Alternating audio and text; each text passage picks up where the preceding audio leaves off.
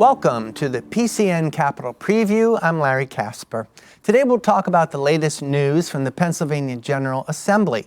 Join our discussion by calling us at 1-877-PA65001 or text us at 717-219-4001. We'll also take your questions from PCN's Facebook page submitted earlier today. But first, we're joined today by Jon Delano from KDKA TV. Jon, tell us about the special election the PA House of Representatives is going to have in Pittsburgh. Well, good morning, Larry. It's always good to be with you. Thank you, sir, for having me. This is a special election in a very small part of Allegheny County, the 21st Legislative District, including communities like Shaler, which is a big North Hills suburban community, Edna, Reserve, Millville, much smaller river towns, and parts of the city of Pittsburgh. It's to elect a new state representative because the incumbent, Sarah Innamorato, resigned in order to run full-time for Allegheny County Chief Executive. That created a vacancy in that seat. And so today in the Pittsburgh area, voters are going in to vote a new state representative. And an awful lot hinges on this election. So, Jon, tell us who are the candidates in this race and try to give me a short bio on each one if you can. Sure. The Republican candidate is a woman named Erin Connolly Autenrieth. She's a real estate agent. She is a Republican and the chair of the Shaler Republican Party. But she comes from a Democratic household. In fact, her dad was mayor of McKees Rocks, one of the other communities, not in this district, but in the Pittsburgh area. And she grew up among Democrats and says that she is really a centrist. She is a problem solver. She says that she's somebody who can work with both parties, and likely both parties will not like her, she says. The Democrat is Lindsay Powell. Ms. Powell is works for a group called Innovate PGH, one of our nonprofits in this area. She's had some government experience, about a decade's worth, working primarily for the city of Pittsburgh. She worked for the former mayor, Bill Peduto, the mayor of Pittsburgh. She is from Lawrenceville, which is one of our new and up-and-coming neighborhoods in the Pittsburgh area. She's the Democratic candidate. If elected, she would be the second African-American woman representing this region from the Pittsburgh area, representing in the state house. So two very different individuals. She focuses on affordable housing, on economic issues, and the like. Jon, why is this race important to our viewers statewide? Well, Larry, on this race today will determine the control of the State House of Representatives. When Sarah Innamorato resigned, the composition became 101 Republicans to 101 Democrats. This election breaks the tie. So if Lindsay Powell wins this election, then she will give and retain control to the Democratic Party. If Erin Connolly Autenrieth wins, then of course the Republicans will take the majority. This is a district that has been majority Democratic, so most people think it's likely to go Democrat. But you know, Larry, better than anybody, special elections, all kinds of weird things can happen when you don't know who's actually going to come out and vote. Well, let's discuss, Jon, what kind of turnout can be expected for, after all, as you pointed out, it's a special election. Is the awareness out there? No, there's no awareness out there. It's really, this is one of those elections where maybe 10%, maybe 15% of voters will actually come out and vote. Now, there have been some mail-in ballots that have come in, and maybe we can talk about that if you wish. But the bottom line is that this is not a highly publicized election, even within the district themselves. There's not been a ton of effort spent on this one way or the other. I think because there's a basic assumption that in a district that Sarah Innamorato, the Democrat, won by 27 points, that most people think it's unlikely that a Republican can win this district. But still, you know, it all hinges on who comes out to vote today. Jon, as you know, mail-in voting can slow down the results. Do you suppose we'll know the outcome by the evening of the election? Oh, yeah. We're going to know this election result very quickly. We've had 4,030 mail-in ballots that have already come in. And of those, 3,300 are Democratic households. Only 493, just under 500, are from Republican households. So right there, you can see the imbalance. Those votes will be counted first. We'll know those votes basically shortly after the polls close. I doubt very much that this election will go into the wee hours. We'll know who's won this by 9:30, 10 o'clock. Jon Delano of KDKA TV, thank you very much. Always good to be with you, Larry. Thank you again. More PCN Capitol Preview after a short break. A huge party is coming, and you're invited. In 2026, America will celebrate 250 years as a nation. Now through 2026, watch PCN for special programming. Join us as we highlight Pennsylvania's contributions to the founding of our nation with Celebrating America's 250th in Pennsylvania. For more information, go to PCNTV.com. PCN is everything Pennsylvania. Welcome back to Capitol Preview. Our guests are Danielle Gross, partner at ClearPoint Communications, and Chris Nicholas, president of Eagle Consulting Group. Now, the governor signed the new budget into law, but Chris, is still not complete. What else has to be done here? You know, it's like you had your, appetizer and your main course, and now you've decided to wait on dessert for 4 months. So it's kind of a strange thing. But it's, I don't know, Danielle, we've got all but about $1 billion, which sounds like a lot of money to regular people, but in the scope of the state budget is a fairly small percentage. All three parties involved, the state Senate, the state House, and the governor, have committed to getting it done sooner rather than later, although we are several months back. So, but Chris, what is it exactly they have to do? Try to tell us in plain language. Well, I don't know if you can tell it in plain language, but essentially they've passed the budget, and for some legislation you have to do what's called a codes bill, which kind of colors in between the lines so the bureaucracy knows what to do.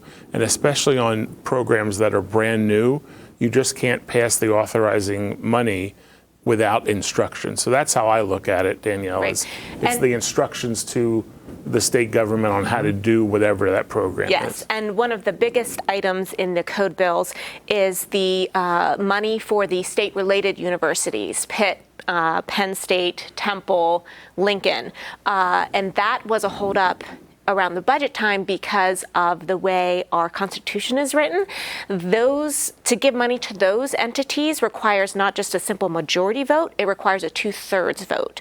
So that is what held that up, is a lot of the House Republicans refused to give money to Pitt, Penn State, Temple, Lincoln due to political disagreements with how they think the universities spend their money. In the meantime, these universities... All those bills got a majority, right? They just didn't get... They didn't get, but they need a 2/3. Okay, yeah. so they didn't reach the 2/3 So in normal margin. times it would have passed, but Right. because of that special, It's the way it's written that if the state is going to give money to an entity that is not explicitly state-owned, it requires a 2/3 vote.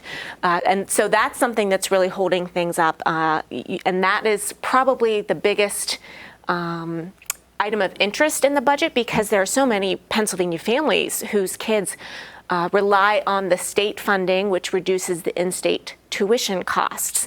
So we're already well into the first semester, and there is some question of whether these universities can sustain that in-state tuition cut if the General Assembly doesn't give these schools their money so that they can offset the tuition costs. Danielle, let me put it this way. Just how much progress then has been made on the code bills, the instructions on how to spend the money? What's done so far? And I imagine the higher priority items have already been approved. Is that the case? I've heard that there has been some agreement on a lot of the items, like some of the, there definitely is some progress that has been made behind the scenes. We just haven't seen it shake out in the legislature yet. And I would believe that there are, a lot of negotiations going on behind the scenes in order to finish out all of those code bills. But I would bet that they know the pressure is on, in particular, to finally dot the I's, cross the T's, and get these state funds going to where everyone would really like them to go. So then, is there any money flowing at this point? And often we talk about education, which of course is a huge part of our budget. So are the schools nervous at this point?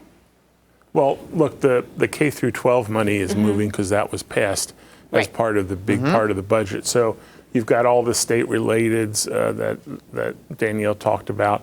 Again, those bills passed with a majority, but not the required supermajority. So I think those colleges can understand that it may take some time, but it's going to get done. Pennsylvania is a leadership state, so most of the power rests with the legislative leaders and the appropriations chairs. So those negotiations are ongoing, but with a pretty tight-knit group.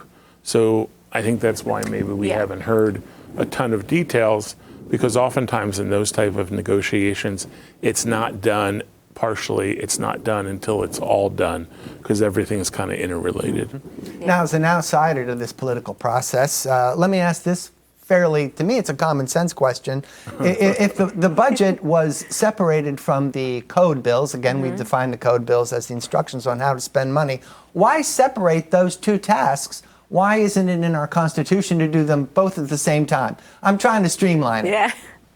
Well, I don't know if the legislature wants to be tied down by the Constitution. You know what I mean? There's lots of wheeling and dealing going on. The other thing that strikes me is you have a lot of people in this budget process who were new to it. Democrats are new running the House. Republicans have a new leadership structure in the Senate.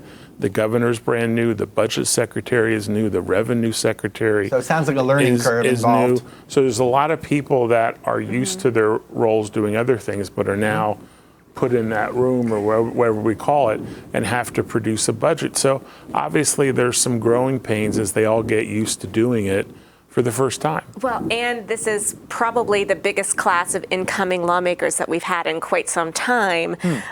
So a lot of the dissent, for instance, in the state relateds code bill was from rank and file lawmakers who maybe were hoping to put their stamp on things in the legislature and haven't generally leadership on both sides gets their rank and file folks in line, that people realize that, this is all part of negotiations.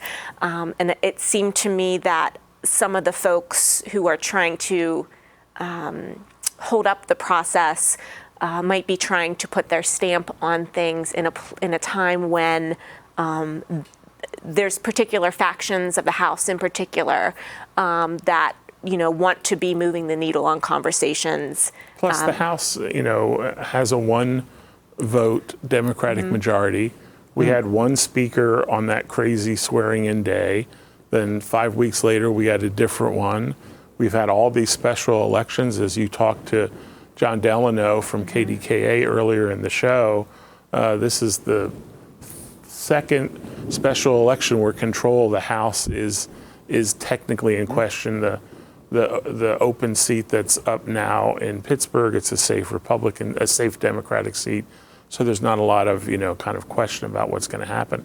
So when that one chamber is stuck in first or second gear for a while, it slows things up. They had to get used to having, Joanna McClinton as the speaker and everyone else in their new positions. So those things don't normally happen all the time, to have that kind of perfect storm of a new governor and a House switching over. And so it just, so when they passed most of the budget and punted on the codes bill, that was probably the best decision they could make at that time.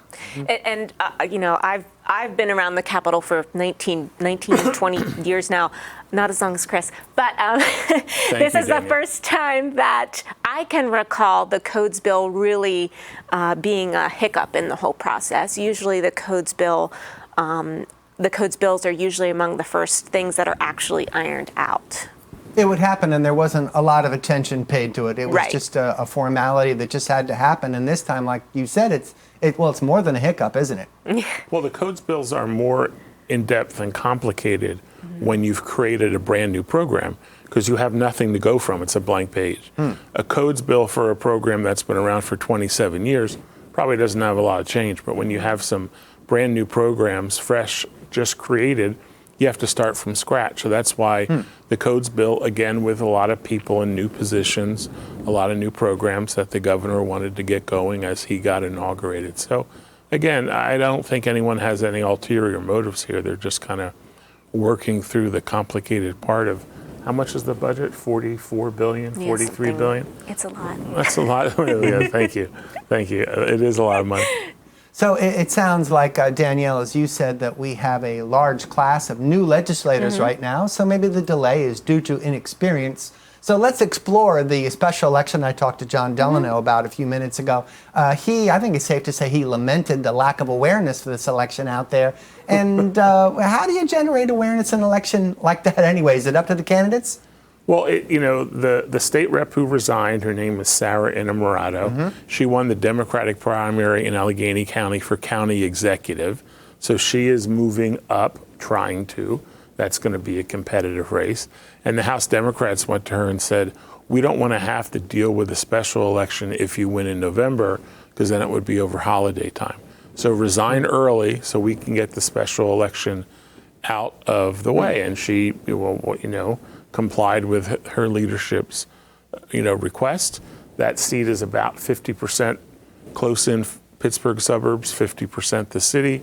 Joe Biden got 62% there in 2020. So it's a reliably Democratic district. So I can understand Jon Delano lamenting the fact that there's not a lot of interest, but that's because it's not really the most competitive seat. We saw something similar this spring in the Republican majority seat in Northeast Pennsylvania. It was basically the same kind of story. And the one House race that was somewhat competitive in Delaware County, a seat centered in Upper Darby Township, that got a lot of attention because that had the potential to be more competitive. And that too, at that time, was for control of the House. I was lamenting, to use John's word, with Danielle before we came on. I think it was my word, Chris. Okay, well, I'll give you credit in there. I was lamenting with Danielle beforehand. I'm the political consultant here, so we like races. I said, we've had all these special elections in the House, a half dozen almost, I think, but none of them have really been in competitive districts. So I wouldn't say they're formalities, but they're closer to formalities than nail biters. And one more question about the new legislative class. Why do you suppose it even occurred, Danielle? Is this due to attrition, retirement? Why this big pile up here with a large legislative new class? Yeah, well, we had an overwhelmingly large number of retirements, folks moving on to other offices. I mean, it was a whole combination of things. That I don't think I could really point to any single. I mean, it was mostly retirements. I think mostly people who were ready to move on. I could point to one thing. It was the redistricting that happens every 10 years. The Senate redistricting was thought to be fairly even-steven. The House redistricting was squarely, a thumb was put on the scale for the Democrats. So you had a lot of Republicans whose districts got blown up. So of course they retired because they went from a district that was even-steven gerrymandered to one that was deemed fair by the court. Well, now they're gerrymandered, yeah. And the courts Their whole did not territory rule changed. on the state one. Yeah, there was one Republican incumbent that I did an independent expenditure for, who had been in office for 8 or 10 years. 90% of his district changed, and that was deemed fair. So that is why you had people retire. That's why you had a lot of newcomers. And remember, we went from a large Republican majority in the House to a one-seat Democratic majority. So right there, that's a change of 13 or 14 people. Well, and let's not forget, too, that we had a bipartisan group setting up those districts, and it had approval of both Republicans and Democrats. Well, Republicans voted for it. Hey, viewers at home, I want to remind you, you can contact our show and be involved in the discussion. All you have to do is call our number at 1-877-PA6-5001, or if you want to text us, it's 717-219-4001. Now, let's get back to the budget itself and consider, we talked about the latest on the budget and the code bills and the delay to getting the whole thing done. So as long as the budget is in the headlines, let's try to review what the governor's budget priorities are, basically, and how they differ from his predecessor, who also happened to be a Democrat. I am surprised at how much effort the new Democratic governor, Josh Shapiro, has spent talking about, apparently to me, how bad things were with his Democratic predecessor, because they've had to change so many things and, do historic this and historic that. And, we had 8 years of a Democratic governor. Then we had 4 years of Corbett, and before that, 8 years of Rendell. So overwhelmingly, we've had Democratic governors. But to listen to Shapiro and his folks come in, we were, in the desert alone, trapped or something. And only with him being elected could you do all these good things. So I always got a chuckle that, to me, he was given a little, I don't know what the expression is, giving some shade to his predecessor, Tom Wolf. And they were very close politically. I mean, Wolf endorsed Shapiro for governor 2 years out, which helped clear the primary for him. So I always thought that was kind of weird. Well, to hear Republicans talk, though, you about how bad things have been, you would think that the governor is the lone arbiter of what gets passed in Pennsylvania legislatively, when the Republicans have had control of the legislature for the majority of the past 20 years. This is the first time in decades that we have had a split body in our legislature where the House is controlled. 2010, yes, I mean that's a long time. Yeah, like it's 13 years. Yeah, but that was only like a 2-year period, and it was very brief. And then the 10 years, the several years before that, it's been a long time. Josh Shapiro has really placed an emphasis on the things that government can do to improve people's lives. And with a House majority, spend a lot more money. Well, with a House majority, I don't think that parents like myself and my friends are going to complain about kids being able to eat free breakfast at school. Not all kids, only public school kids. Well, that's a choice that you make. Well, no, I hate to think people would use children's hunger as a cudgel to move them out of the schools they want to go to. So Josh Shapiro thinks it's okay for public school kids to get free breakfast, but the 16% who go to non-public schools are kind of on their own. I think that's shameful. So let's talk some more about what the governor plans to do. He says in his new budget, it has included the largest increase in basic education funding ever. And Chris, you talked about government spending money, and certainly we know they do a lot of that. So more to the point then with this question is basic ed funding is up, but are there any limitations as to how that money will be spent? What can the parents you mentioned, Danielle, look forward to specifically when they hear about a big increase in basic ed? Yeah, sure. Well, what I'm seeing is a lot of schools making investments in their personnel. The school district that I live in gave the folks who are paraprofessionals a raise. We hired school security guards for the first time, since that is a concern that most, if not all, parents have these days, because it's 2023, and unfortunately, school violence is a part of our lives that we are dealing with. So I think it's really an investment in the personnel that is really where a lot of that funding is going towards. And the Basic Education Funding Commission hearings are underway right now because the courts ruled that Pennsylvania's funding formula is unconstitutional. That is that schools that are in poorer areas with less of a tax base don't have the same ability to raise funding, and that their schools don't have the same opportunities that wealthier areas do. And there will be some interesting ideas and policy movements coming out of that, I think.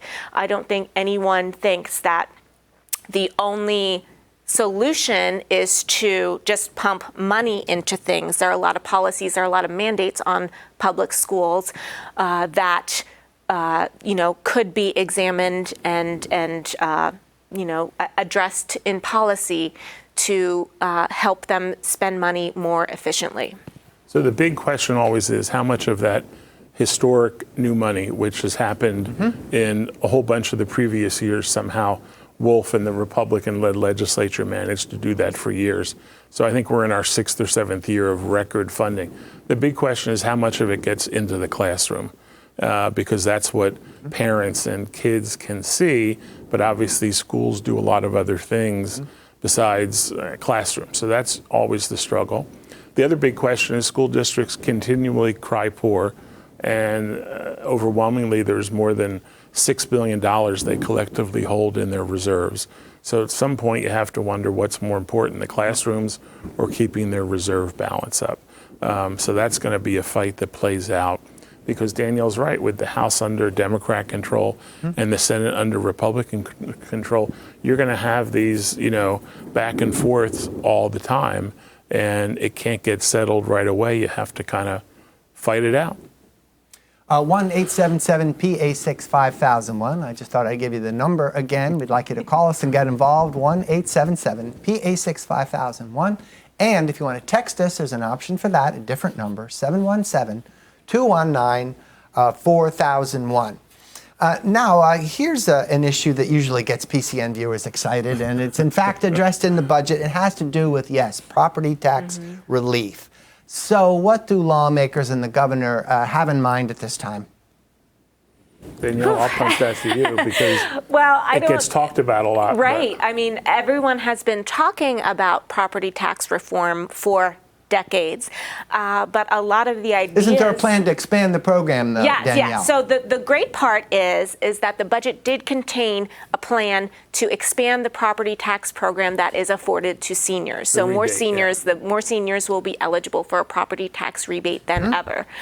The problem with property taxes is that no one has been able to figure out a way to replace property taxes in a way that is reliable and equitable. A sales tax-based program definitely negatively affects lower income folks more, so that they end up paying more than people with higher incomes, and it's also not as predictable as property taxes. The problem is we need kind of steady Eddie kind of funding. That's what property taxes are. And that's what property taxes are. That's why they persist. Sales tax and income tax fluctuate, especially in recessions, and you can't just lay off the schools when there's a bad economic year. You got to do that.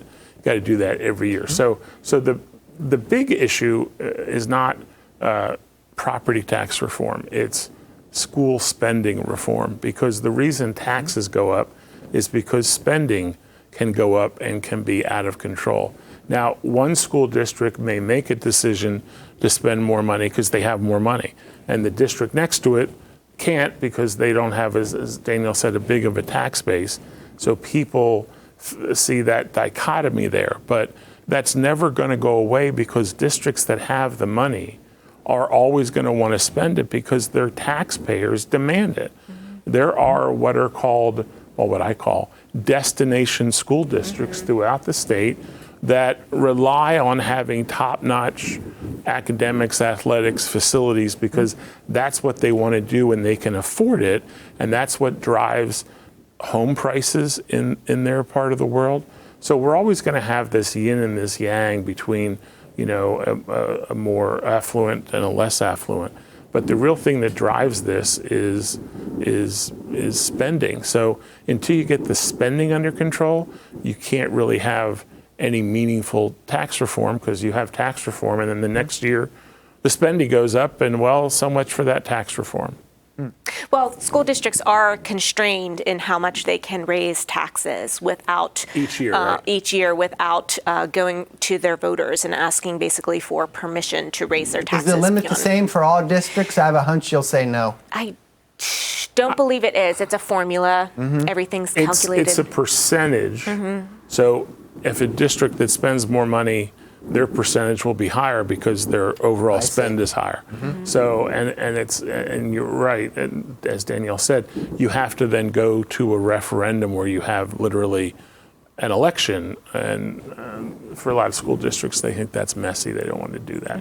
So you'll often have them literally find out exactly what the limit is and go $1 less than that, so they can get the money they think they need without having to go have a referendum. Okay, thank you, Chris and Danielle. We're going to give you a break just for a minute so we can take a look at PCN's programming schedule. Back to back on the issues tomorrow. First at 6 p.m., Senator David Argall on a proposal that moves the date of Pennsylvania's presidential primary.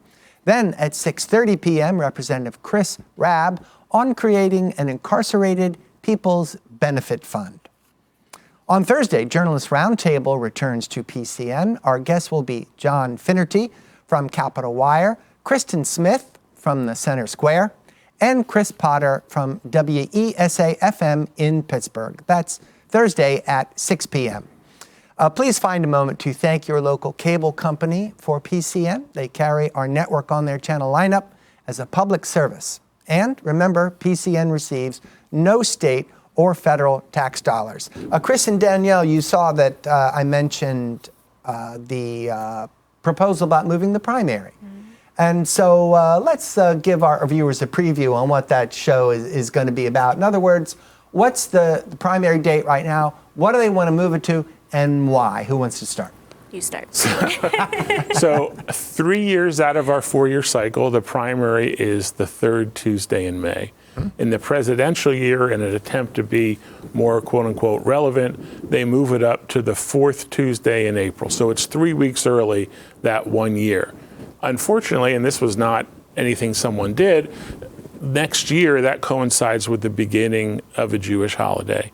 So the governor rightly said, hey, that's not the best deal, so let's move the primary. So much of the talk has been trying to move it sooner, because people, even though we understand that Pennsylvania is a big deal in the general election and a presidential race, we're one of the few swing states left, they also want to try and get that notoriety in the primary as well. Aren't we in a race with other states, Chris, that want to do the same thing? Most other states are earlier than us, so we're not in a race with them because they've already got there.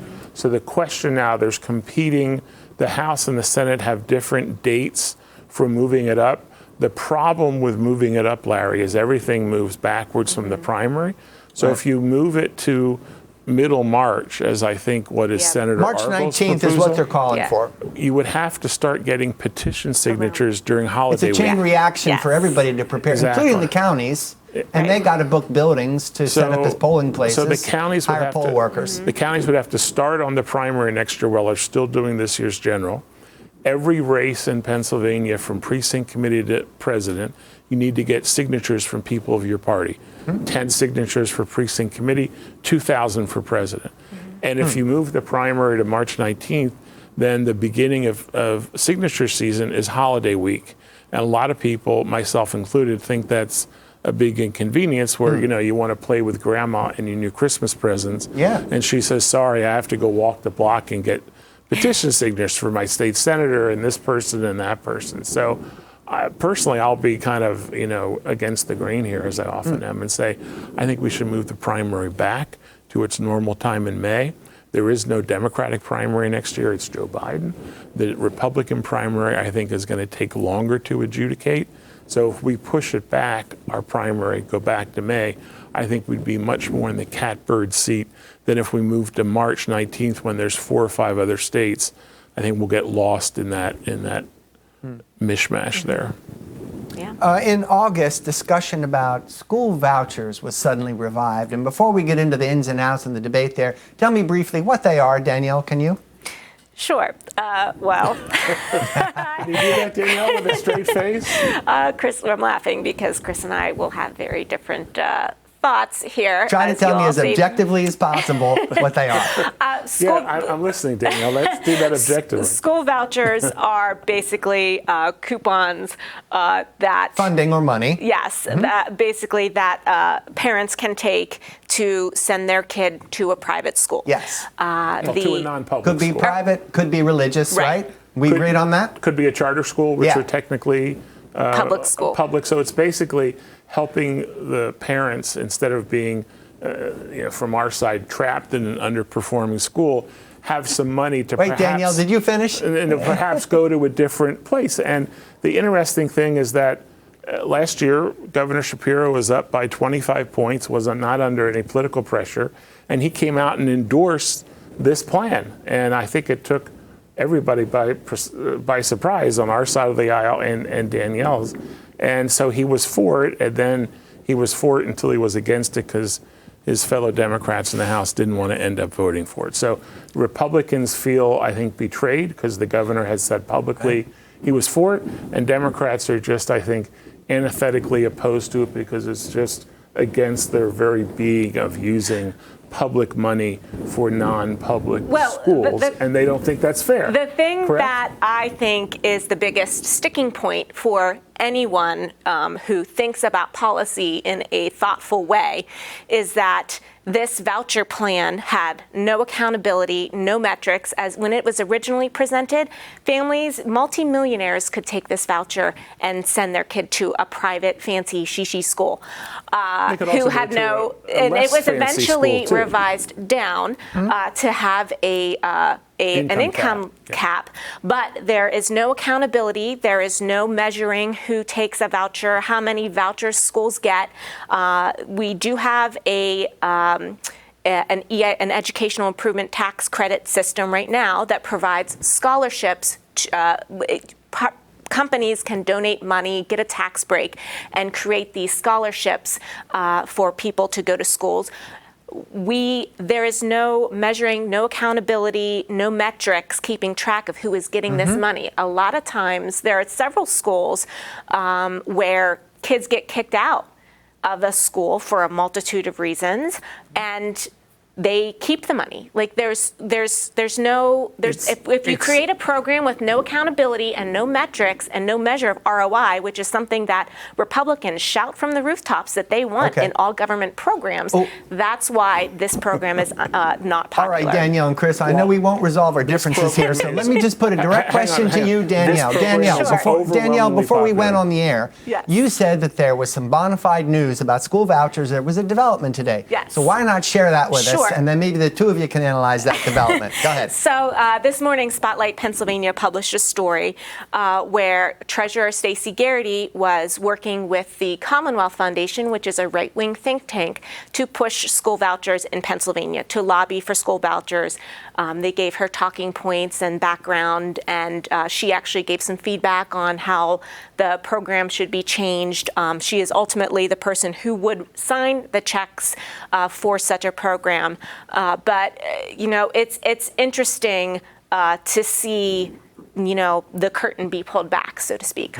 Yes, talking points. Oh my God, which Danielle, you do for a living for your clients. So having an elected official work with an interest group to push a program they're both for, I don't even understand why that's news, but Spotlight PA has their reasons. So this program in concept is overwhelmingly popular with voters to give parents more choice to get out of failing schools. The real fault of no accountability lies in the public schools who year after year fail the students and their families and think they can just keep going on. The funny thing is that the biggest segment of failing schools in Pennsylvania is actually our cyber charter schools, which have among the lowest test scores and the worst accountability in Pennsylvania. And they also, and people who advocate for school choice don't like to hear that because we are already giving tens of thousands of dollars in our property taxes to these failing schools that do not have the same accountability that public schools do. And when people are asked about vouchers, they like them in concept, but if you say there's no accountability, there's no metrics, there's, when you outline, you say, should tax dollars go to a school that allows schools to discriminate against people for any wide array of reasons, their religion, their gender, their, sexual preference? Do you think state dollars should go to that, and the results go way down? Well, let's move on. Let's move on. 10 seconds, then I'm going to move us on, Chris. 10 seconds. You're just assuming that there's no accountability. There is. There are huge waiting lists of public school students who want to leave their failing public schools and go to cyber charters. So I think parents and students are voting with their feet. Okay, let me bring up one more point that might not excite you two, but this is interesting to me. Haven't we been exciting enough, Larry? This has to do with school vouchers. And as you know, legislators often take the language and they adapt it a certain way and turn words a certain way and make something seem favorable. And in this case, for school vouchers, now they're calling it by an acronym, PASS, P-A-S-S. I don't know what it stands for. It doesn't matter. It stands for but no one likes school vouchers. Okay, yeah, you knew that. So it certainly, we love acronyms on the America, surface, it sounds like a foregone conclusion. I mean, I can hear these guys saying, why don't you pass? Right. I mean, it kind of bothers me because I want our viewers and everybody to know what we're talking about, that it's about school vouchers. So it's $100 million to fund these vouchers. Again, the Senate Republicans are for it, the House Republicans are for it. Governor Shapiro endorsed it, and at the last minute, House Democrats didn't want to vote it. So he came to this kind of kooky scheme that they would pass it, then he would line item veto it, and they punted it till later. So as I said earlier, House Democrats felt saved. Republicans felt betrayed because the governor, on his own volition, said, I'm for it. He said he was for it in the campaign. He said it was for it in his budget speech, I believe. And then he was for it until the last minute when it really counted. So I think Governor Shapiro came up small there. The fact that House Democrats are against it, I don't think it's surprising to anybody. All right, we've hit the limit on vouchers. No more vouchers. Let's talk about minimum wage. According to KDKA, House Speaker McClinton predicts some action on raising the state's minimum wage. That's the only reason I bring it up, because there might be some legitimate action there. What have you two heard? I've heard that there is serious talk behind the scenes to move it up from $7.25, which is the lowest of any state around us. Recent economic developments to me show again that as high as $15, I've heard. That would be quite an increase. It's a pathway to 15. It gets ramped up. I don't think Republicans are going to go for that unless they get some major concession. But look, all we've heard about is inflation pushed by everyone's wages going up. Maybe not all of us, but lots of other people. So fewer and fewer people are affected by the minimum wage. And so I think it's kind of a problem that's mostly been solved by the economy. But again, there's a move to move it up. A couple of years ago, Republicans wanted to move it up to 10, Democrats wanted 12, and it never happened. So how about you, Danielle? Is the market addressing this anyway? I think it's silly to say that the market addressed it because there are tens of thousands of people who are making minimum wage, and one of the largest segments of folks who are making minimum wage are senior citizens and retired people whose pensions or retirement funds aren't enough to make ends meet. And those are the people who are literally valued probably the lowest in the market when it comes in terms of hourly wage. Another big segment of folks is teenagers, and a lot of the teenagers who enter the workforce do so because they're contributing to their family's budget, the kids who are overwhelmingly making minimum wage. So it doesn't make sense. If the market took care of it and it's not going to move the needle at all, then why are it doesn't make sense to me that Republicans are standing so firm in raising it even in something that wouldn't be so pitiful, because $7.25 is a pitiful amount of money. The Independent Fiscal Office, the IFO, which is not connected to any party, they analyze bills, and they said, look, if you jacked it up to $15, you'd lose 40,000 jobs over the next couple of years. So it's always a yin and yang between paying some people a little bit more and then not having as many jobs. And where I come from, the most important thing about your first job, Larry, is it helps you get your second job. So if you have fewer first jobs, you hurt people attempting to get onto that economic ladder. Most people who earn minimum wage do not earn it for a long time. And I would just remind Danielle that overall, seniors are the richest age cohort in America. What do you think, Danielle? If we raise the minimum wage, is that going to cost us jobs? I don't really think it will, especially as we're saying, find a job anywhere that's paying someone. They're few and far between. So giving a couple, like tens of thousands of people a leg up. I don't remember when that IFO analysis was run, but it certainly wasn't at the time as we are right now, where the unemployment, a year ago, our unemployment rate is currently the lowest that it has been in something like 40 years. That means wages are going up, so we don't need this as much. Yeah, but if wages are going up, then why aren't we putting that, a common sense wage in place? What my Democratic friends who maybe didn't take an econ class in college forget is that when you raise beginning wages, the next person in line at that restaurant or that store, their wages go up. Then the assistant manager's wages go up. So it's not just taking one group of people who are making X and moving it up. Your entire wage scale for your entire company goes up. And that's when it gets around to losing those jobs that the IFO, who does that for a living, came out and said. We just have a few minutes left in our program, folks. So let's consider the two legislative chambers, the House and the Senate. The Senate is already back. So what are they working on? What's at the top of their list? That's Danielle's department. Danielle, can you say? I'm just a political hack. I don't understand all that legislative stuff. I really haven't heard anything about the Senate. In the Senate, the Republicans have a solid majority, and I'm sure that they have priorities. Shouldn't they have an agenda out by now? That's what I've grown used to. I have not seen any kind of agenda. Well, remember, they came back in the summer and passed the codes bills, and the House is still out because they're waiting for that special election today. So the Democrats have an operational majority. So they're not coming back till next week, and then they'll deal with the codes bill. Well, and as we've seen, as in the voucher discussion, any discussion of legislature or anything that has any chance of passing in our governing body has to consider the majority of the opposite party. And the Senate Republicans' priorities, I would say, are very much far apart from what presumably today the House Democrats will once again have the very slight majority. So I don't really know that we'll see a whole lot happen in the coming months. Well, does that apply to the House as well? Because we only have 2 minutes left. The ball is in the House's court. The Senate has passed their version of the codes bill. The House has to come in next week or whenever they get their new member sworn in and do their part, and then it'll get even more negotiations. I think the codes bill is pretty much all we'll see until next January or so. Yeah, with the exception of maybe if they move the primary. Right. So that doesn't sound like a lot of activity, at least to me. Yeah.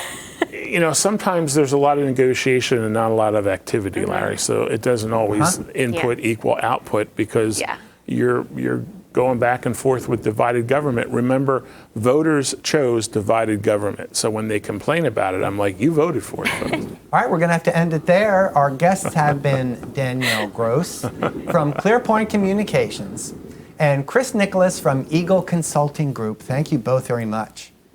PCN's John Cole talked with Representative Jamie Barton about a bill aimed at increasing transparency of campaign finance reports. What inspired you to draft this legislation?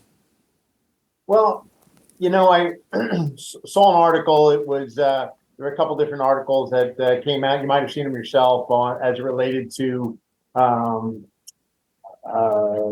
the chair of the HDCC accepting, and I might get a little clumsy with this because I don't have it in front of me, but it was about $365,000 in reimbursements, and it was just in reimbursements. And while I didn't see that, it didn't come to me. The press brought it up, the media brought it up. There were multiple articles about it, and I thought, my God, this is crazy. This is a simple fix. I come from the business world, and when we do an expense account, any business person does an expense account. It's very simple. If you go on a trip, there's and let's say you fly somewhere, you're going to have airfare. You're probably going to have a hotel. You may have a rental car. You have some meals.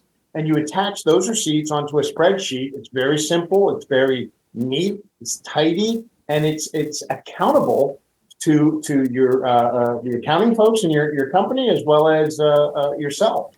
And it's crystal clear. Here's what I did. And we do the same thing.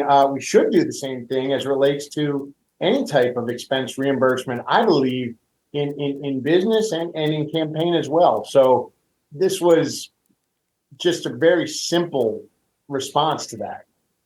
So if you don't mind, that's a good segue. Tell our audience about your specific proposal addressing transparency of campaign finance reports.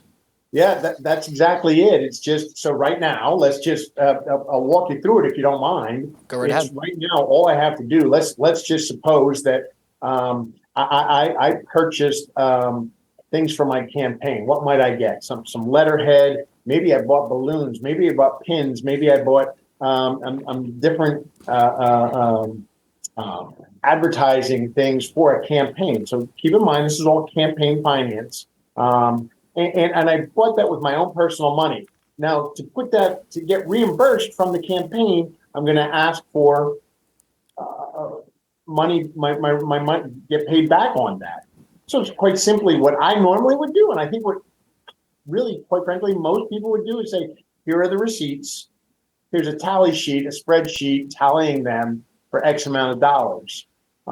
What's required by Pennsylvania campaign finance law is just the amount of the money and the word reimbursement. That's all that's required right now. And it leaves a lot to be desired. Now, folks like yourself, people in the media, maybe you've gone through this already. You can find that information out, but it's cumbersome. It's tiresome. And quite frankly, it's pretty shadowy. I think most people will say, well, what are you getting reimbursed for? There's money and we've already, I think, politics and campaigns already have a bad name. Look, I'm new to this, so it seemed pretty simple to me that why wouldn't you just be completely transparent as it relates to this?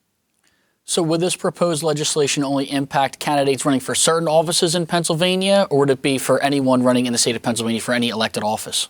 No, it would be for all campaign finance laws, and look, this is not, oh man, this is not red, this is not blue, this is not Democrat, this is not Republican, this is not House, this is not Senate. This is just, I think as a taxpayer, as somebody looking at various candidates, you want to be able to see what they're doing, and you'd like to have that transparency. And I'm not suggesting, like when I read that article, I wasn't suggesting that person did anything wrong. I don't even know who that person is. But it's a simple fix for me. I'm like, I would never let myself get in that position to begin with. So I thought, well, this is a simple way to just shed some light on something that, quite frankly, is a layup. What has been the feedback thus far from your colleagues in the House since bringing this matter to light? So unfortunately, there's not been, we're not called back to the House. And my focus right now has been, and I think my colleagues as well, has been in the districts, right? We're doing a lot of work back here. And candidly, I believe, John, that this is something that's going to be extremely well received. I said it earlier, it's not red, it's not blue. And I think most common sense thinking people will immediately say, oh yeah, this makes sense. This is good for all of us. And this is good for campaigns in general moving forward. Is there a timeline you hope that this may receive a vote either in a committee in the House or by the full House? Yeah, I think it's just sooner the better, right? I mean, we have campaigns are probably going to be, in PA, we have an election coming up in November, and then again, we have the primary in November, and then the following November of 24. So it's constantly happening, and why not just let's open this up and make it simple for everybody? And it's not hard work, because I will bet that most people are already doing it. It's just, again, it's complete transparency and accountability as well. So final question then, Representative Barton. So Sure. again, you certainly want to have this as soon as possible. So when do you think the earliest this could potentially be implemented for future elections in Pennsylvania? Are we talking this cycle for this November? Or are we looking more at 2024 and beyond? Well, quite frankly, I really hope it's sooner and could very well be here in this cycle in November. I'm a new legislator, you know, and I'm not really sure how these things go. What seems common sense to me doesn't necessarily seem like it's common sense for everybody else. But the few people that I've talked to have said, oh, yeah, this makes sense. And I've gotten a lot of real positive feedback, also from the press and here in my district, the folks that have seen the media output on it. So it's been all very positive. And I don't think it's hard. There's a lot of hard things we do. There really are a lot of difficult things that, and when I say there's things that should be done already, but they're not because they're not easy. This is easy. This is a layup. I said it earlier. This is something that can be done real quick, and I believe it's an easy fix. And I'm looking forward to get it done soon. So, Representative Jamie Barton, Republican representing parts of Berks and Schuylkill County. Thank you for joining us. thank you. Now let's take a look ahead to On the Issues tomorrow. First at 6 p.m., Senator David Argel on a proposal that moves the date of Pennsylvania's presidential primary. Then at 6:30 p.m., Representative Chris Rabb tells us about creating an incarcerated people's benefit fund. That's it for Capitol Preview. I'm Larry Kasper. Thanks for watching.